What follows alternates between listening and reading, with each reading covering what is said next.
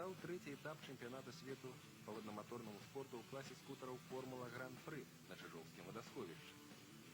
С 1981 года проводятся гэтыя самые престижные спаборніцтвы у водномоторном спорте, и вось упершыню лепшие гонщики из Великобритании, Италии, Швеции, ФРГ, Соединенных Штатов стартовали у нашей краине. Упершыню таксама у чемпионате света «Формулы Гран-при» принял удел советский спортсмен, 13-разовый чемпион СССР, ленинградец Алексей Ишутин, его лодка номер 41. Ён, дарэчы, двухразовый чэмпіён свету ў гонках на скутарах, праўда, класам ніжэй. Што да формулы Гран-пры, гэта самы моцны клас лодак. Магутнасць рухавіка, яго вырабляюць у ЗША, каля 320 конскіх сіл. Хуткасць скутара на прамых участках дасягае і нават перавышае 250 км у гадзіну.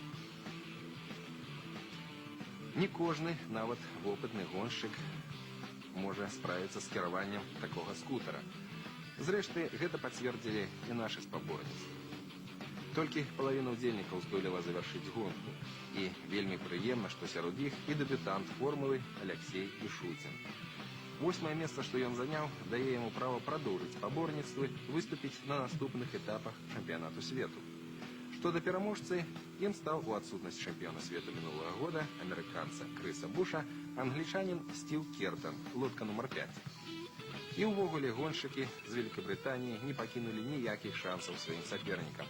У тройцы прызёраў таксама суайчыннікі Кертона.